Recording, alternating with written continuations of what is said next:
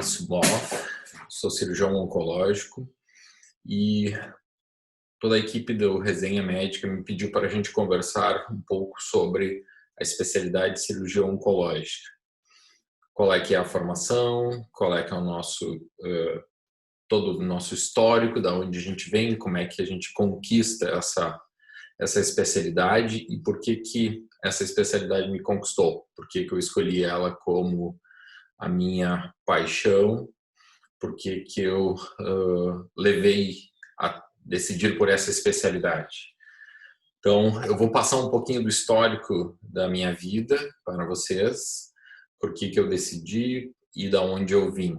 Acho bem importante vocês terem uma ideia de toda a trajetória, de como um cirurgião oncológico é montado, como esse cirurgião oncológico é construído e como é que é o seu dia a dia. O que que ele deve fazer, o que que ele pode fazer, quais são suas habilitações e para o que serve isso no nosso dia a dia, como a gente consegue transformar as nossas hábeis mãos em instrumentos de cura, instrumentos de alívio de sintomas, instrumentos de tornar a vida melhor das pessoas. Eu vou passando um pouquinho de tudo que eu vivenciei, o que eu necessitei para chegar até aqui e ao final a gente vai ter um pouquinho do espaço do dia a dia para a gente conversar um pouquinho também sobre alguma patologia. Eu decidi escolher um pouco sobre câncer de pâncreas, que é uma das especialidades que eu lido no dia a dia, e falar um pouquinho do que é a experiência de quem está vivendo a ultra especialização, ou saber muito sobre uma patologia e como a gente consegue transformar isso num instrumento também de realidade para o paciente, tornar a vida deles melhores e sempre buscando o nosso objetivo principal, que é a saúde dele, que é a cura desse paciente ali. Bom, minha formação toda se iniciou em 1993, na Universidade de Caxias do Sul. Então, eu sou do interior do Rio Grande do Sul, de Caxias do Sul. Eu fiz toda a minha formação, minha graduação dentro da Universidade de Caxias.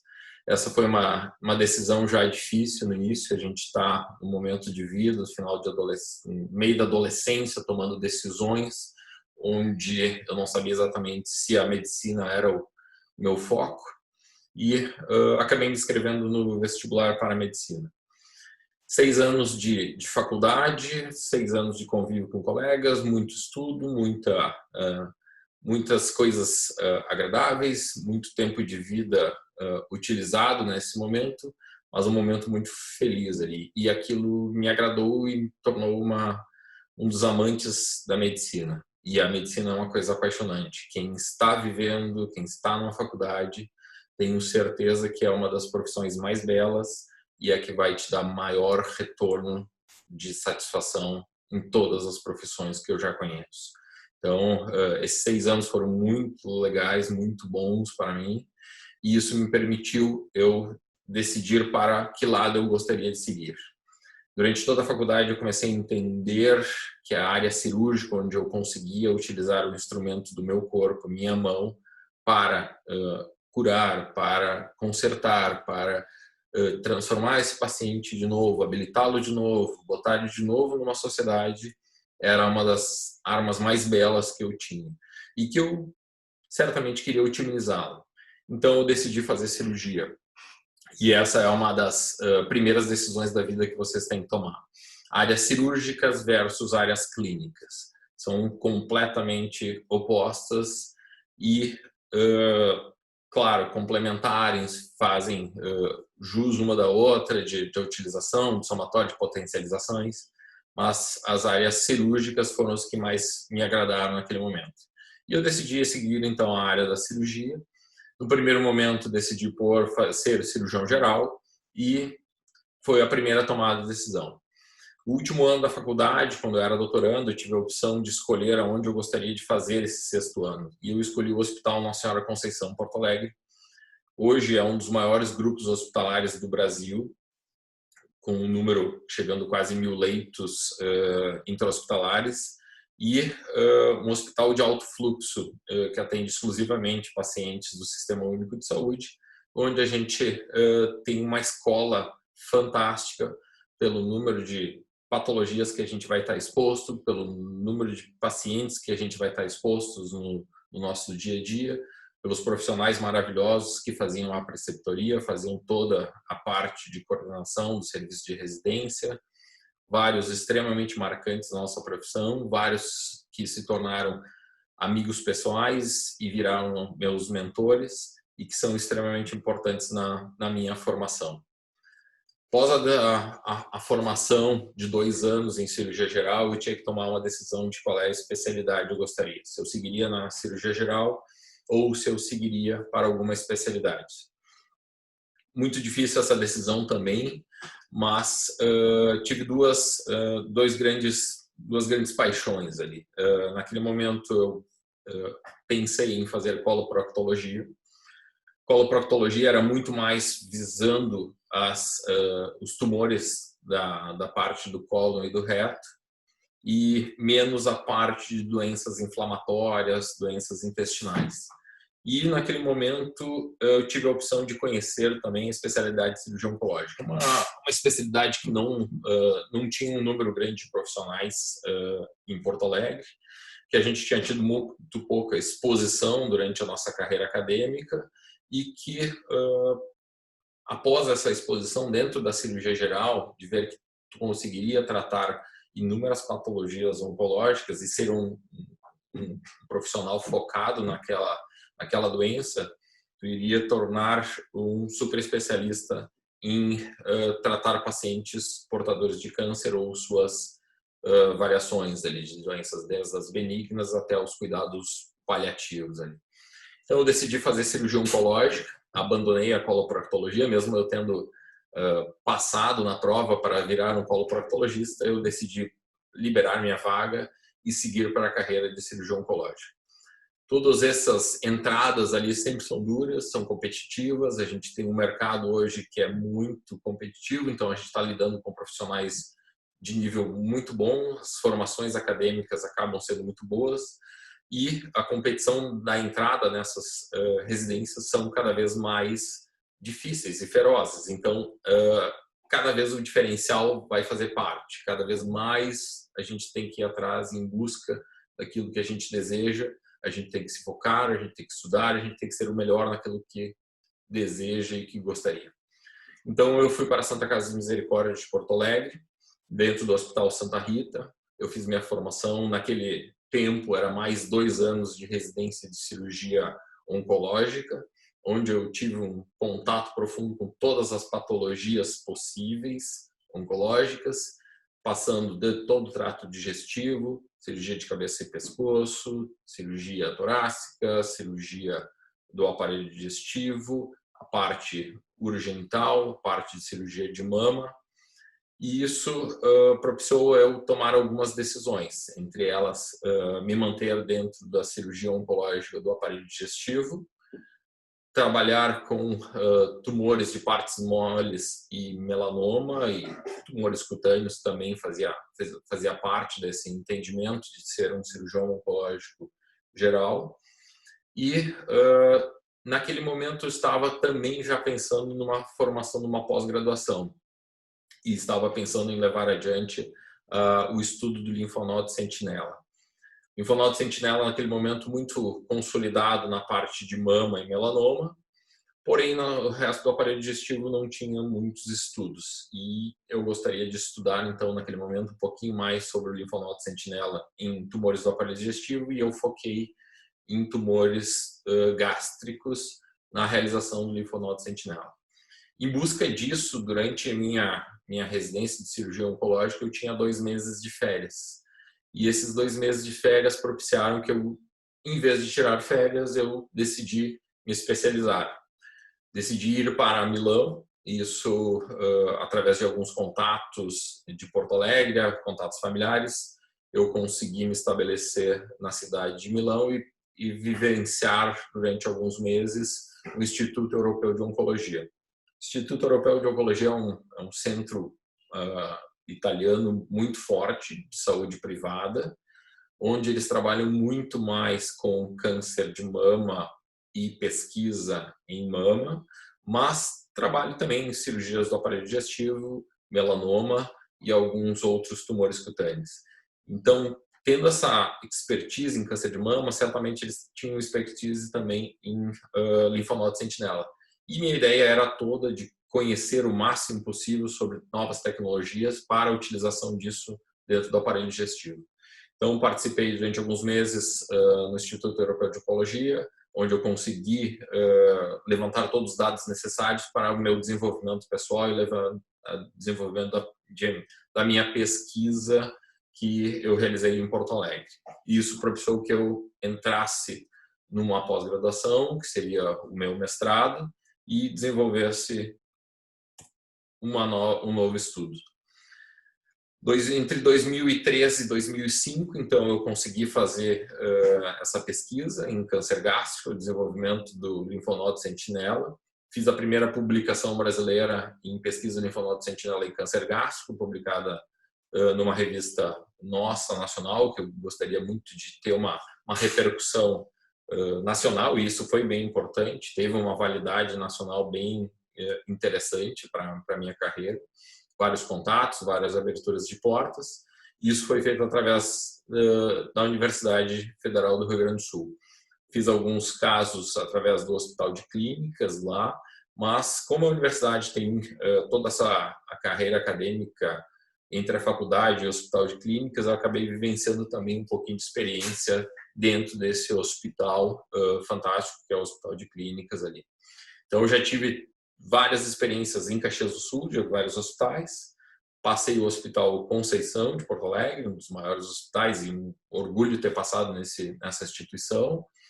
Tive a experiência de ter passado também 2 anos maravilhosos numa das maiores estruturas também do Brasil, que é a Santa Casa de Misericórdia de Porto Alegre, que hoje se chama Complexo Santa Casa de Porto Alegre, também com profissionais fantásticos, com uma formação excelente nesta área de cirurgia oncológica.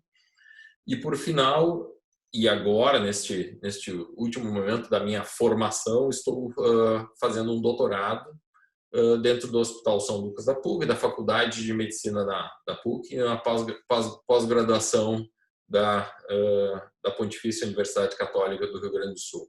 Então, um conhecimento de circulação em várias instituições altamente qualificadas dentro da estrutura Porto Alegre, da estrutura Brasil, vários nomes fortes, que dão uma estrutura para a gente estar consolidando nosso nome, consolidando o que a gente gostaria de conhecer em cirurgia oncológica e se desenvolver pessoalmente na área toda de graduação e pós-graduação.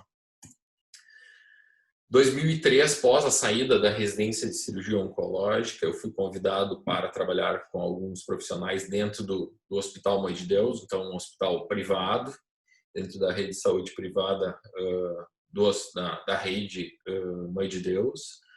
E dentro deste ambiente do Hospital Mãe de Deus, eu acabei fazendo meu desenvolvimento pessoal da minha carreira, do meu consultório, do meu dia a dia, e levando a transformar aquilo tudo que eu aprendi numa ferramenta para minha vida privada. Então, fora da carreira acadêmica, me concentrei dentro do Hospital Mãe de Deus, onde eu consegui desenvolver a especialidade, que não existia essa especialidade, a cirurgia oncológica, e através de formação de um grupo, consolidação de um serviço, eu consegui aumentar o que é o conhecimento, o que é o meu histórico na especialidade e transformar isso de uma maneira que eu criasse os primeiros serviços privados de cirurgia oncológica no sul do país. E isso é uma realização bastante importante para mim, para minha carreira, para tudo que aconteceu, para eu conseguir divulgar não só a especialidade, mas também consolidar aquilo que eu estava buscando, que era ter um consultório, de eu ter um local de trabalho onde eu conseguisse desenvolver não só atendimento ao meu público, mas também eu consegui um desenvolvimento pessoal e adequado e tratar esses pacientes da melhor maneira possível. Eu, nesse andar da carruagem todo, a partir de 2003, comecei a participar de várias sociedades, e aqui eu vou citar algumas das sociedades que eu estou envolvido hoje, que é a Sociedade Americana de Cirurgia Oncológica, a qual eu sou membro, o capítulo brasileiro da International Hepatic Biliary Pancreatic Association, então a Sociedade de Fígado, Pâncreas e Vias Biliares, a parte internacional, a Sociedade Americana de Cirurgia de Fígado, Pâncreas e Vias Biliares, Colégio Brasileiro de Cirurgiões, a Sociedade de Cirurgia Geral do Rio Grande do Sul, a Internacional Sociedade de Cirurgia Hepato, Bile e Pancreática, o Grupo Brasileiro de Melanoma e, claro, que eu não poderia esquecer a Sociedade Brasileira da minha especialidade, a Sociedade Brasileira de Cirurgia Oncológica, a qual eu tenho acompanhado desde a minha formação, desde saída da especialização, no final de 2002, e tenho visto uma sociedade bastante consolidada, com uma penetração bastante grande em todos os meios e cada vez mais forte e cada vez mais podendo divulgar o que é um cirurgião oncológico, o que isso impacta no tratamento dos nossos pacientes com câncer. Isso é bastante importante, ter uma sociedade atuante que ajude você a entrar no mercado de trabalho, que ajude a consolidar a sua marca, que ajude a consolidar o seu trabalho e que te dê suporte técnico e científico para estar fazendo o seu melhor dentro de cada especialidade.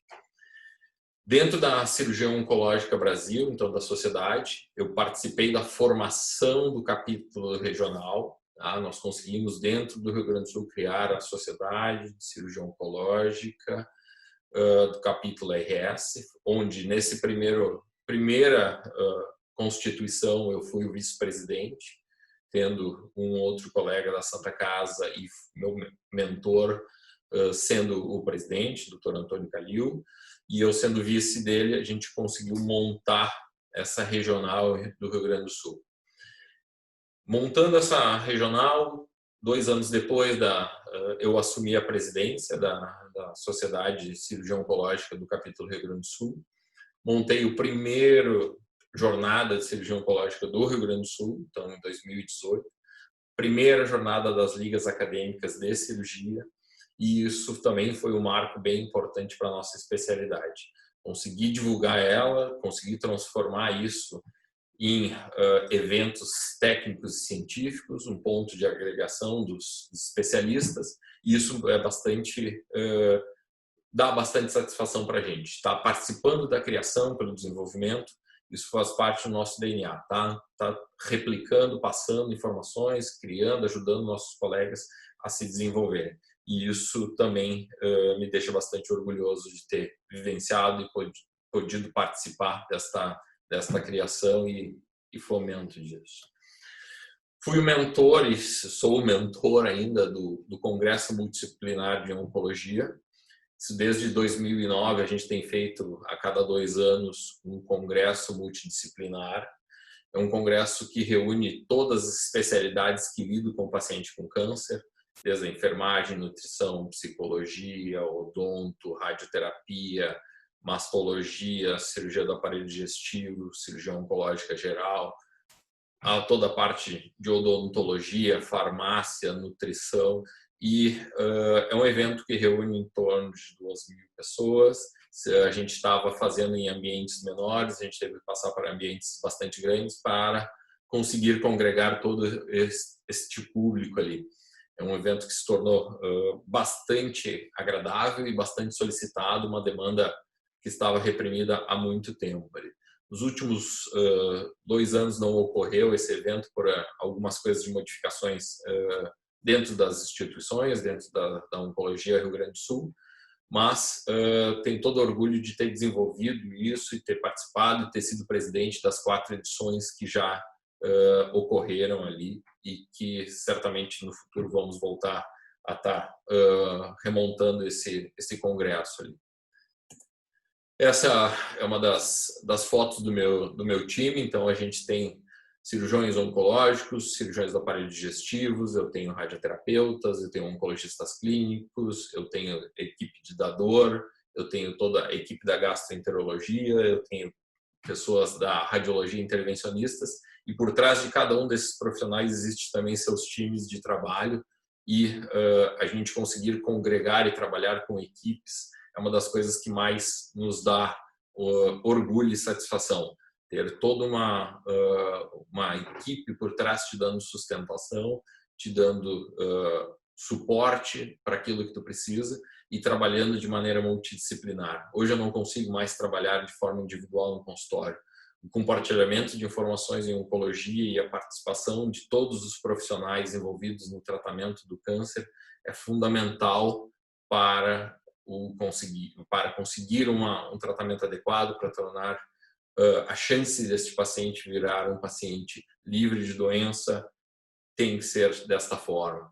Muitos locais do mundo hoje já não permitem trabalhar de forma individual, decisões sempre devem ser compartilhadas, porque cada um tem um histórico, uma formação, uma visão, um espaço de conhecimento que é totalmente entrelaçado e que é necessário para chegar aos melhores resultados. A formação de cirurgião oncológico me permitiu eu girar o mundo e ter vários amigos. Aqui tirei uma foto, nós estávamos no MD Anderson, em Houston, um dos maiores hospitais de câncer do mundo e a maior estrutura médica junto em todo o mundo. Só nesse local a gente vê que eles têm 22 mil médicos trabalhando, atuando e fazendo pesquisa diariamente. E aqui eu tenho 3 colegas amigos de várias regiões do Brasil: Paulo Amaral, do Salvador, Ricardo Cota, do Rio de Janeiro, e meu amigo peruano aqui trabalha com transplante hepático no Peru. Todos nós fazendo um treinamento, desenvolvendo a especialidade, buscando o que a gente chama de primeira linha de tratamento mundial, indo em busca de formação e reproduzindo esses dados e todo esse treinamento dentro do Brasil. Naquele momento nós estávamos fazendo uma busca de ferramentas para vir reproduzir treinamentos de cirurgia de fígado e pâncreas dentro do Brasil. Qual é o melhor instrumento? E a gente foi visitar uma estrutura do MD Anderson e isso foi muito interessante, muito agradável. E isso nos permite ter um grupo de amigos a nível mundial bastante agradável. Coisas bastante importantes é ter uma família te dando a sustentação para buscar toda essa formação. Então, um agradecimento à minha esposa Clarissa, uma pediatra, que me dá todo o suporte para mim fazer aquilo que eu preciso do dia a dia, me tornar um ser humano melhor, me tornar um pai de família, me tornar um profissional que tenho o meu tempo, minha dedicação, e um agradecimento especial pelo todo o suporte que ela me dá para fazer isso ali. E a família, sem dúvida, é fundamental para ter uma estrutura e trabalhar com pacientes de tanta complexidade quanto isso. Meus amores da minha vida: Fernando, meu filho, colorado fanático; Carmela, minha filha amada, muito apaixonado pelo seu pai; e minha última paixão, esse é o Horus. Para quem não conhece, esse é meu Golden. Ele está com 7 meses aqui nessa foto. É um ser fantástico e que nos torna um ser humano melhor. Esse é o local onde eu desenvolvo hoje a parte de consultório. Então, aqui a gente está vendo todo um prédio do Centro Clínico do Hospital Mãe de Deus de Porto Alegre. E toda essa frente que vocês estão vendo, todos esses degraus deste prédio icônico em Porto Alegre, que é um prédio que foi inovador da parte de arquitetura, se tornou o que foi chamado de Hospital do Câncer Mãe de Deus, onde todo o sistema de ambulatórios, atendimento, de consultas e aplicações de quimioterapias é feitas nesse prédio. Então, meu dia a dia é circulando nesse prédio, nesse local. Meu consultório está focado hoje dentro dessa estrutura. Tenho bastante orgulho de ter a possibilidade de trabalhar numa estrutura dessas, de altíssimo nível de qualificação nacional e internacional. Se vocês me perguntarem hoje o que eu desenvolvo de atividades, eu acabei elencando algumas aqui, não são todas, sem dúvidas eu estou deixando passar algumas, mas para vocês terem uma noção do que é o dia a dia do cirurgião Márcio Boff, hoje, cirurgião oncológico. Eu tenho coordenado um tumor board em oncologia gastrointestinal há 13 anos, então eu sou responsável por essa reunião de buscar os casos, apresentação e debate toda semana, então no desenvolvimento desse tipo de enfoque, a coordenação e gestão de um serviço de cirurgia oncológica, onde a gente tem que montar protocolos e desenvolver a especialidade dentro da estrutura Hospital Mãe de Deus. Eu também, nos últimos anos, fui convidado a trabalhar no Grupo Oncoclínicas de Porto Alegre e tenho, então, uma atividade dentro de consultório, dentro do sistema Oncoclínicas, e isso faz também a gente ter participação de tumor board, desenvolvimento dos boards todos e coordenação e organização dentro do Grupo Oncoclínicas. Sou speaker da Nestlé, da Johnson e da Medtronic, então anualmente a gente tem várias atividades científicas a cumprir dentro de vários eventos e montar vários eventos. Neste momento, webinars, como vocês também estão vendo que isso está acontecendo.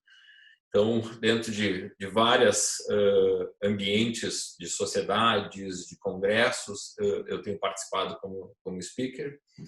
Então, sou ex-presidente da Sociedade Brasileira de Cirurgia Oncológica, capítulo RS. Neste momento, eu também estou de responsável da seção de tumores pancreáticos da Sociedade Brasileira de Cirurgia Oncológica. Então, a gente está montando protocolos, está desenvolvendo atividades técnicas científicas, está tentando montar e estruturar isso para o futuro da especialidade. Sou doutorando da PUC, então tenho minhas aulas a serem cumpridas na rotina do dia a dia, ali, de cumprir os meus créditos, de fazer o desenvolvimento da pesquisa. Então, meu doutorado hoje é em realidade virtual e realidade aumentada em cirurgia hepática, a área de alta tecnologia, que demanda um tempo de estudo e também de processamento de vários colegas, de trabalho com softwares, trabalho com novas tecnologias, e isso demanda tempo, mas bastante agradável. Sou o coordenador da parte de cirurgia oncológica do CICAN. Isso é um programa internacional de desenvolvimento de algumas cidades ao redor do mundo. Porto Alegre, na América do Sul, junto com Cali, foi a cidade escolhida para desenvolver. Então, a gente tem um planejamento todo do tratamento oncológico geral do que hoje o paciente passa dentro da estrutura Porto Alegre. Então, desde o diagnóstico, tratamento, patologista, banco de sangue, armazenamento tumoral, que se faz, os tratamentos, o que a gente está buscando, o que a gente precisa. O estudo está sendo montado junto com a Prefeitura de Porto Alegre para o desenvolvimento e reprodução de que deve ser o tratamento do câncer a nível Brasil e a nível mundial. A gente tem as cidades na África, tem cidades na Ásia, tem cidades na Europa, tem cidade na América Central. Vários participantes, Porto Alegre talvez sendo a cidade mais desenvolvida nisso tudo. Então, nós somos também um espelho para que a gente possa passar para o resto do mundo o que acontece do tratamento do câncer, o que a gente desenvolve de know-how e expertise para poder passar e tratar o paciente de maneira melhor. Sou membro de um comitê internacional da Associação Americana de Cirurgia de Fígado e Pâncreas. Eu trabalho nessa parte de Professional Standard Committee e tenho desenvolvido também esse relacionamento da sociedade com os cirurgiões oncológicos e cirurgiões do aparelho digestivo que trabalham com cirurgia de fígado e pâncreas. Bom, além de tudo isso que eu faço, estou envolvido, o que eu mais faço é cirurgia oncológica, trabalhar com cirurgias avançadas, trabalhar com cirurgias do aparelho digestivo, e esse é o que toma mais tempo da minha vida e é a minha grande paixão. Então, para estar fazendo o que eu estou fazendo aqui com a minha equipe, levando as cirurgias abdominais extensas, grandes, complexas, cirurgias que são às vezes consideradas desmontectomias, são porque a gente sabe como remontar, como a gente construir, quando a gente indicar, quando precisamente a gente deve se encaixar. Se a gente deve se encaixar antes, durante ou depois de uma quimioterapia, de uma radioterapia.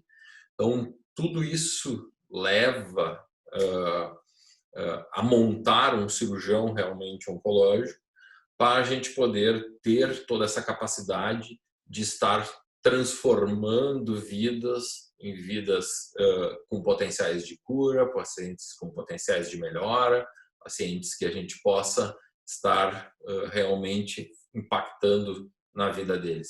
Então, esse é o formação, o meu dia a dia, o que a gente faz para chegar a esse ponto de estar levando cirurgias deste porte, cirurgias oncológicas reais, com todos os seus cuidados, com toda essa delicadeza, com toda a sua expertise para desenvolvimento da especialidade. Então, isso foi um simples relato rápido, vou dizer que é um resumo muito curto daquilo que é minhas atividades do dia a dia, do meu vivenciar, da minha família, do que eu preciso para ter chegado neste ponto.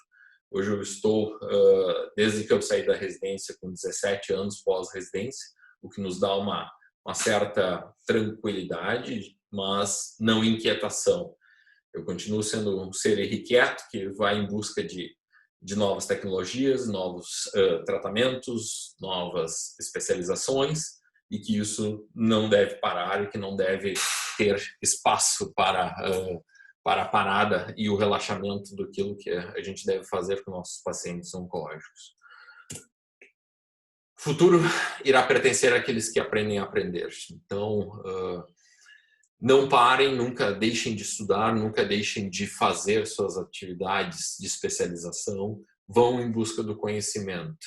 Sem dúvida, a educação e o aprendizado é a arma mais importante que a gente pode transformar o nosso mundo, que a gente pode transformar a nossa sociedade. A foto que vocês estão vendo ali de cima é um presídio na Finlândia que virou uma escola. Então, a melhor transformação que poderia existir, talvez, é transformar um lugar onde estava enclausurando pessoas de comportamento inadequado e transformando isso num centro de formação de novas pessoas com conhecimento e desenvolvimento. Isso é um exemplo que a moldagem da sociedade, o moldar profissionais, o moldar pessoas, o moldar o ser humano, a gente consegue transformar o nosso mundo num mundo melhor. A ideia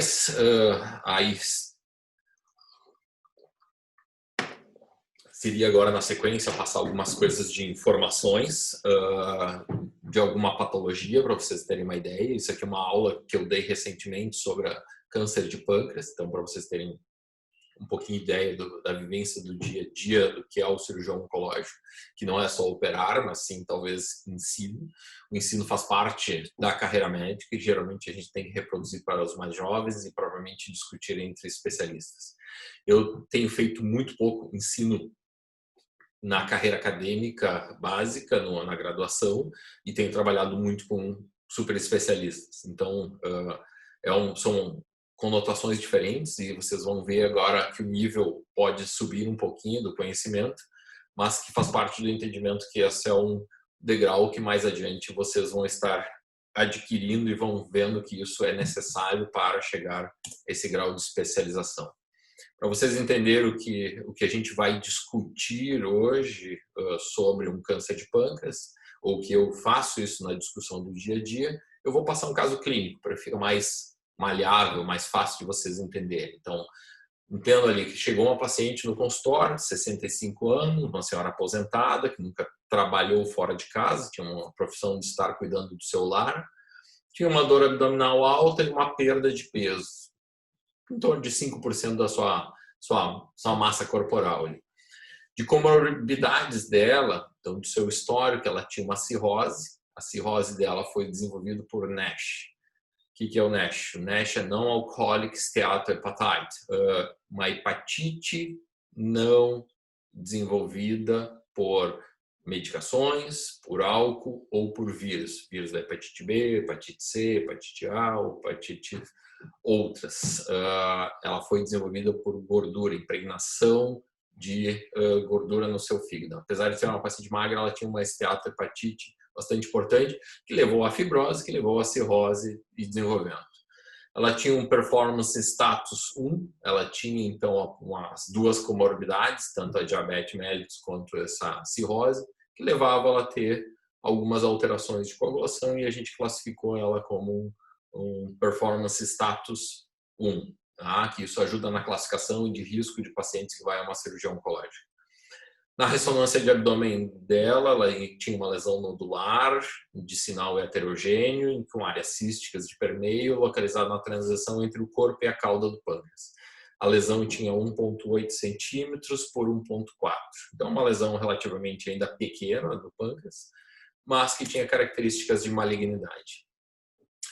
Solicitei uma ecoendoscopia e a ecoendoscopia me botou como provável neoplasia de pâncreas, com provável 2 linfonodos regionais. Aqui a gente consegue ver na tomografia como isso aparece na descrição tomográfica, uma lesão próxima à artéria hepática, para uma lesão próxima à veia porta, mas sem comprometimento dela, e uma lesão característica sólido cística. Então, característica de um tumor pancreático nessa localização.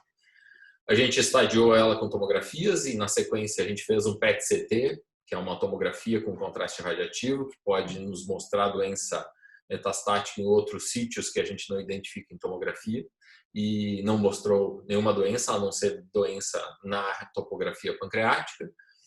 Um CA199, que é um marcador tumoral que se usa para tumores de trato biliar e tumores de pâncreas, de 1,62, o normal até 35, então estava bastante elevado, e isso aumenta o potencial de ter doença metastática, ou seja, metástase em outros órgãos ou linfonodos regionais. E a biópsia feita por ecoendoscopia mostrou um adenocarcinoma moderadamente diferenciado, que é o tumor mais comum de pâncreas. A gente classifica esses tumores, então usa o estadiamento todo para botar ele dentro de plataformas de saber prognóstico e indicar tratamentos. Era classificado, então, esse paciente nesse momento como um tumor 2B, que significa que ele tem um tumor pequeno, um T1, estadiamento clínico, então é pré-cirurgia, com N positivo, pelo N da presença dos linfonodos regionais, pela ecoendoscopia feita, e sem evidência de metástase distância. Então, todo esse estadiamento clínico nos levou a gente pensar para qual é a melhor decisão desse paciente. O paciente, então, com uma comorbidade cirrótica, com uma diabetes, e que a gente tem que decidir qual é o melhor tratamento para ela frente a um tumor de pâncreas. Se a gente deve fazer cirurgia, seguida de uma quimioterapia chamada adjuvante, com a intenção de profilaxia, prevenção de retorno de doença. Devo fazer uma quimioterapia neoadjuvante, uma quimioterapia antes da cirurgia. Devo fazer uma neoadjuvância seguida da cirurgia. Devo fazer uma quimioterapia neoadjuvante com químio, seguida com químio e radioterapia, seguida de cirurgia. Devo fazer quimio e radioterapia, seguida de cirurgia, seguida de quimioterapia adjuvante. Então, as condutas são múltiplas e as opções são várias, e a gente tem que tomar decisões baseadas em evidências do que a literatura mundial nos publica. Então, a gente vai em busca dessas informações para levar isso a ser relevante para a vida desse paciente. Porque cada uma dessas decisões tem um impacto. Isso pode significar mais chance desse paciente desenvolver uma doença no futuro ou ter uma metástase, ou diminuir a chance desse paciente ter a sua cura intensificada. Então, aqui uma introdução sobre o que é as estatísticas de câncer de pâncreas. É ainda um tumor que tem uma mortalidade extremamente alta, que a gente vê o número de casos novos nos Estados Unidos por ano e o número de mortes. Então, quase todos que são diagnosticados acabam falecendo. A chance de estar vivo em 5 anos, hoje o tratamento de câncer de pâncreas, não só no Brasil, mas a gente está vendo países do primeiro mundo, em torno de 10% dos pacientes, mesmo com todos os desenvolvimentos das tecnologias, cirurgias, cuidados perioperatórios, quimioterapia, radioterapia, imunoterapia, e mesmo assim a gente ainda tem falhado em 90% dos pacientes com câncer de pâncreas. Então, um câncer com alta letalidade e mortalidade bastante alta.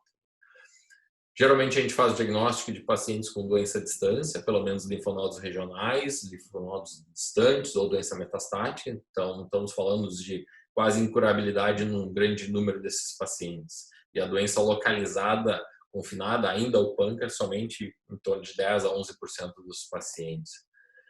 Essas estatísticas de que o câncer de pâncreas ainda continua a ser uma patologia que está em crescimento no mundo e principalmente nos Estados Unidos, na taxa de 0,3 por ano, tanto para homens quanto para mulheres. Então, essas são as doenças que estão diminuindo em azul e essas são as patologias que ainda estão aumentando nas estatísticas, pelo menos americanas.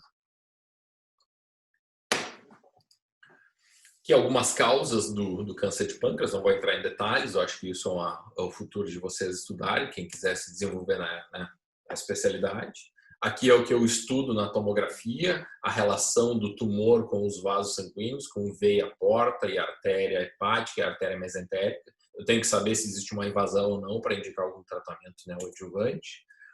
Eu tenho que saber que a minha tomografia hoje não é um microscópio, que o microscópio é o padrão ouro ainda de análise de células tumorais. Então, isso aqui a gente está vendo que mesmo estando livre tomograficamente, a gente vai encontrar células tumorais nas bordas de alguns pacientes. Aqui a gente está vendo células tumorais marcadas até a superfície da borda de corte desse caso aqui, no caso feito o corte da tomografia junto com o corte histológico depois. Então, isso também mostra que a gente tem que aprender muita coisa que a nossa tomografia ainda não nos mostra, mas que o microscópio acaba nos revelando. A utilização de marcadores para dizer prognóstico, CA19-9, aquele paciente ela estava nessa linha verde. Então, a gente vê aqui um número de publicações bastante grande de casos, onde a gente consegue estabelecer o prognóstico desse paciente em número de meses. Então, a chance de estar vivo daquela paciente só com CA19-9 em 165 em 5 anos é abaixo dos 20%. Então, nós vamos estar falando em incurabilidade em quase 80% dos pacientes que se apresentam daquele índice de CA19-9. Isso aqui é fatores importantes para a dispersão e ver que o nível de bilirrubina não interfere tanto na correlação e no coeficiente que existe entre o CA19-9 e o valor de bilirrubinas dosados no sangue. O tamanho tumoral também não é influenciável, então a gente não tem uma progressão nem linear, nem geométrica do número de CA19-9 com o volume do tumor. Então, tumores grandes nem sempre vão ter marcadores altos e nem sempre tumores pequenos vão ter valores baixos. Isso também é verdade na correlação do CA19-9, então tomar alguns cuidados. A gente vai classificar nossos pacientes em tumores ressecáveis, tumores borderlines, tumores avançados, e aí a tomada de decisão o que a gente vai fazer, se a gente vai fazer quimioterapia antes, quimioterapia depois, se a gente vai fazer radioterapia ou não. Isso tudo é na classificação desses tumores e isso determina o prognóstico de cada paciente. Existem muitas classificações e a gente tem que aprender a utilizar ela adequadamente ou talvez escolher uma que se adapte melhor a cada sistema e a cada país. Essa é uma das classificações, não quero que vocês entendam, mas simplesmente tenham noção do que a gente fala. Então, dentro da literatura mundial, essa é a classificação do MD Anderson. De novo, eu volto a falar, tem alguns hospitais de referências mundiais e esse é um deles que a gente acabou utilizando, mas não é o único, sem dúvida tem milhares de hospitais excelentes tratando tumores pelo mundo afora. E essa é a classificação que eles usam, não só a parte anatômica, mas a parte biológica e a parte de condição clínica do paciente. Então, a gente tem somatórios de informações de tudo que é lado para chegar a decisões do que é o melhor tratamento para cada patologia e para cada paciente. Isso é o que a gente acaba usando de organograma para a realização e estabelecimento de melhores tratamentos para cada paciente. Esse também é um dos organogramas que eu ajudei a participei na confecção. Então, a gente toma decisões baseadas na literatura mundial, do que cada tumor pode ser tratado da melhor forma possível e como isso deve ser organizado dentro de cada instituição. Nossas tomadas de decisões hoje são feitas todas baseadas no tumor board, ou seja, a gente leva a discussão de casos semanalmente para tomada de decisão em conjunto. Então, a gente está compartilhando nossas decisões e isso sempre é importante porque a gente vai estar otimizando todos os nossos potenciais. Aqui é como a gente classifica nossos tumores, então a gente usa o sistema de T de tamanho tumoral, o N como forma de linfonodos regionais ou presença ou negativo, então isso, ou presença de metástase, distância não, e a gente classificando, botando ele em sistemas de score para poder ter dados comparativos na literatura e ter índices de prognósticos quando o paciente é nos apresentado ali. Então, isso também é utilizado e a gente tem que ter um conhecimento. Isso tudo serve para scores de prognóstico, isso botar dentro de números locais e mundiais, para ter taxas de comparação do que cada paciente está se apresentando com o prognóstico da doença. Aqui algumas características da cirurgia pancreática, que é proximidade de artérias e veias de grosso calibre dentro do abdômen, tem uma cirurgia extremamente complexa, algumas vezes com envolvimento de artérias, algumas vezes com envolvimento venoso, e o treinamento do cirurgião oncológico deve ser feito que possibilite a ressecção e a retirada de artérias e veias quando necessário e a reconstrução. Essa é a reconstrução mais formal de uma duodeno-pancreatectomia, que é a retirada da cabeça do pâncreas. Quando retira a cabeça do pâncreas, a gente acaba tirando parte ou do estômago, todo o duodeno é retirado, parte da cabeça e do colo pancreático, parte da via biliar, parte do intestino delgado, e tudo isso é reconstruído para o trânsito digestivo voltar a funcionar de maneira adequadamente. Essa é uma das técnicas de reconstrução da anastomose, da emenda entre o pâncreas e o jejum. Essa é a anastomose mais comum, chamada ducto mucosa. Não quero que vocês aprendam a fazer, mas que saibam que existem muitos detalhes. Essa é uma foto cirúrgica de uma anastomose ducto mucosa. Então, a gente vê o ducto do pâncreas sendo anastomosado para dentro do jejum. Aqui a borda pancreática é reparada com fios. Esses fios aqui têm em torno de metade do tamanho de 1 milímetro, eles têm 0,5, é chamado um fio 0,5, é a quinta parte do milímetro. Então, para fazer essa anastomose, são anastomoses muitas vezes com necessidade de utilização de lupa ou aproximação para ficar mais confortável. Confecção, essa aqui é a confecção final de uma pancreatectomia, cirurgia pancreática mais comum realizada. Então, anastomose do pâncreas, anastomose biliar, então que é o ducto biliar feito anastomose no jejum, e o trânsito todo refeito para voltar.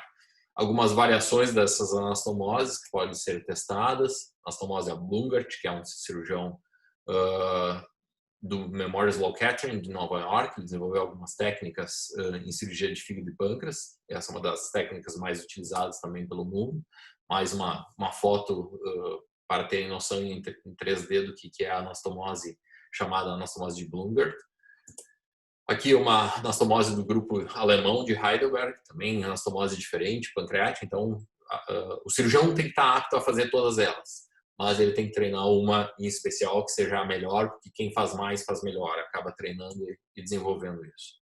Isso aqui são técnicas laparoscópicas da realização das pancreatectomias corpo-caudais, então a retirada da cauda e do corpo do pâncreas, os posicionamentos que pode ser feito do paciente, posição francesa, a posição de decúbito lateral, hoje preferida por muitos, mas as duas são factíveis de realização. Aqui as técnicas de utilização da pancreatectomia corpo-caudal, não quero que vocês também aprendam o nome, mas existem várias maneiras de a gente estar realizando isso, de maneira anterógrada, retrógrada, a artéria primeiro, a artéria por segundo, a utilização de ressecções radicais com retirada de todos os tecidos peripancreáticos, técnicas de preservação esplênicas, tudo isso pode ser utilizado nas pancreatectomias corpo-caudais. Aqui uma foto do que seria o RAMPS, que é a radical anterógrada, mobilização pancreática com retirada de toda a cápsula perirenal, exposição da veia renal, da suprarrenal, dissecção do tronco celíaco, corte do pâncreas e a reanastomose dessa pancreatectomia corpo-caudal. Algumas conformações anatômicas que a gente consegue hoje ter através das tomografias e nos dizer o que seria a melhor maneira de abordar os vasos das artérias e veias esplênicas, para a gente poder fazer essa pancreatectomia distal ali. Aqui é um videozinho, eu vou passar algumas imagens. Eu sei que é interessante sempre assistir. Imagens são importantes na medicina, a gente aprender a utilização. Uso de bisturis ultrassônicos para secção e coagulação de vasos sanguíneos. Aqui vocês estão vendo o baço.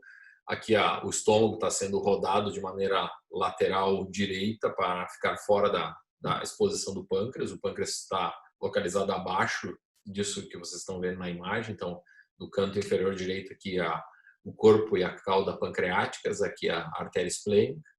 Aí a exposição do tumor, esse branco nacarado é o tumor de cauda de pâncreas. Esse aqui é o corpo pancreático sendo tocado. E aqui o início da dissecção do pâncreas para a exposição real de toda a glândula e liberação. Aqui uma dissecção da veia esplênica, a veia principal que volta do baço em direção à veia porta, que leva todo o sangue da cauda pancreática e do baço. Então, a veia que tem mais ou menos 1 centímetro de diâmetro, é uma veia que, se rompida, tem um sangramento que de imediato tem que ser contido, porque isso leva a choques hemorrágicos bastante rápidos, caso isso ocorra, uma lesão desse tipo de veia. Então, a delicadeza da dissecção disso é bastante importante. Aqui a dissecção da artéria esplênica, o isolamento dela na borda superior pancreática para o clampeamento da irrigação arterial da cauda pancreática e do baço, que é a passagem de uma fita cardíaca com a intenção de isolar bem a artéria. A artéria, essa aqui tem pelo menos uns 7 milímetros, uma artéria calibrosa, que se rompe também em segundos, isso consegue fazer o paciente entrar em choque hemorrágico. Aqui o cadarçamento e isolamento da veia esplênica, para depois clampeamento dela e corte. Então aqui a gente vê a artéria isolada, agora a gente vai clampear ela ou clipar ela e após será cortada essa artéria e a veia, fazendo a isquemia da cauda e do baço. E isso possibilita que a gente tire com segurança todas essas estruturas aí sem sangramento. Essa é uma cirurgia que sangrou, assim, não chega a 50 ml de sangramento. Deve ser uma cirurgia sempre segura, sem sangue. Então, aqui é o cortando a veia esplênica, retirando o cadarço que foi isolado, a cauda pancreática. E agora chegou o momento de a gente isolar o corpo do pâncreas mesmo. Esse aqui é um pâncreas que está sendo isolado por um tumor de cauda.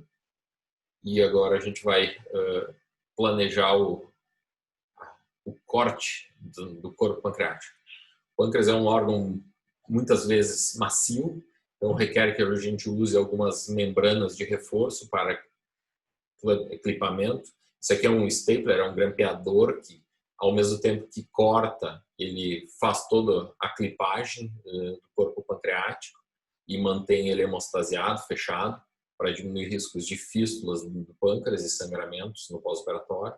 Então a gente utiliza essas membranas e utiliza grampeadores elétricos ou manuais para rechear. E agora faz a parte final da dissecção, que seria a liberação da parte posterior do pâncreas e a liberação do baço. Isso tudo é mandado para análise e é feito avaliação patológica depois disso tudo. A discussão toda que a gente faz nos super especialistas é se a quimioterapia deve ser oferecida antes ou depois da cirurgia. Então, a gente tem que fazer análise de toda a literatura mundial e isso passa por avaliação de bias de seleção, todos os vieses das publicações científicas, análise de randomização ou não, que a gente vê que isso é extremamente importante para dizer se um trabalho é válido ou não, se aquela tecnologia é nova ou não.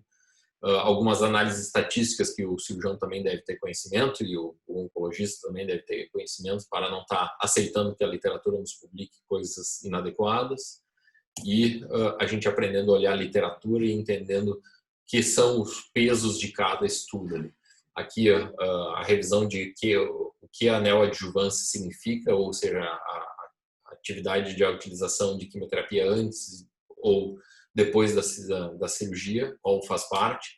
Aqui estão os trials randomizados, controlados, os estudos prospectivos, os estudos retrospectivos, os estudos fase 1 e fase 2. cada um com o peso baseado no número de pacientes utilizados. Então, a gente vê que a literatura mundial é bastante surtida, bastante grande, mas muitas vezes com baixo estatística, baixo poder de transformar condutas e decisões. Então, isso tudo tem que ser uma análise crítica, a gente aprender a selecionar o que é adequado para o nosso paciente com câncer de pâncreas. Aqui as últimas publicações feitas sobre quimioterapia neoadjuvante, publicadas na ASCO, que é o Congresso Americano de Oncologia Clínica, o principal local de publicação mundial e apresentação. Então, vou passar de forma mais rápida para vocês não tenham a necessidade de saberem sobre isso. O super especialista tem que saber exatamente o que a gente está falando, sobre qual é o melhor tratamento, se a gente utiliza um esquema de FOLFIRINOX, de gencitabina com capecitabina, um de quimio-rádio ou levar a cirurgia imediata. Então, tudo isso é um entendimento que vai se moldando com o tempo e o cirurgião oncológico tem que fazer parte desse aprendizado e treinamentos. Sei que deve estar todo mundo já cansado dessa aula super pesada de análises estatísticas, a gente tem que entender de gráficos, a gente tem que entender do que a gente está conversando sobre se é válido ou não as análises estatísticas entre dois grupos, comparativos.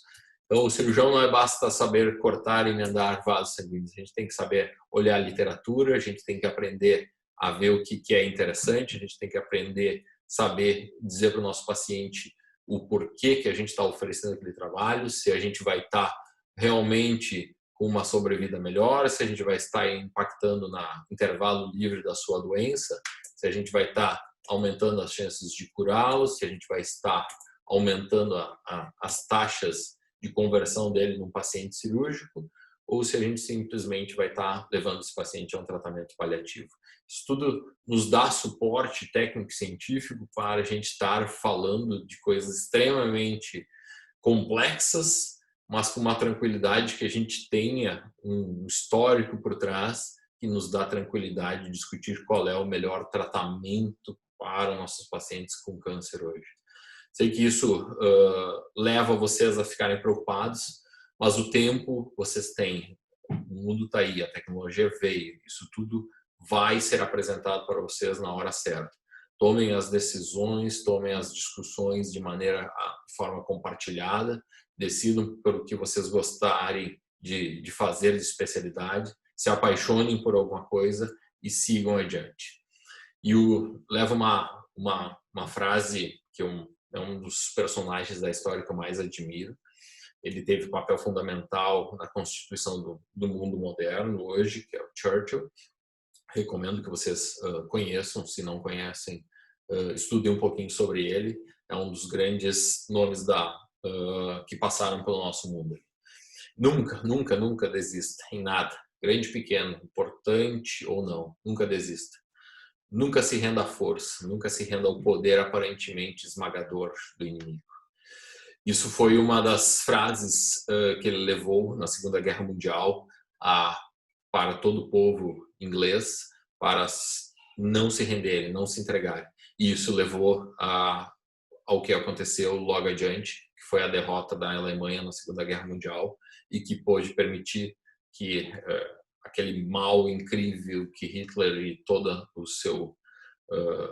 sua história criou ali no mundo, permitiu que o mundo voltasse à sua estabilidade, voltasse a ser novamente um local mais agradável de se viver.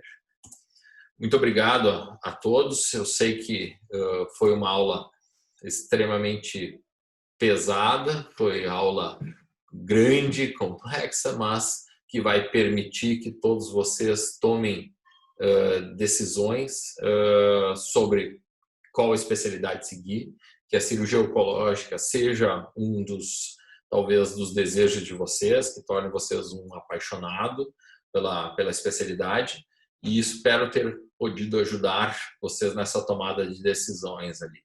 Fico à disposição, vocês têm meu contato, meu site, vocês podem entrar em contato, a gente pode voltar a conversar e boto à disposição para a gente discutir qualquer coisa no futuro ali. Um grande abraço a todos, agradeço a ajuda do Daniel Pereira, da Resenha Médica, nessa formatação e nesse convite ali. Grande abraço para todos.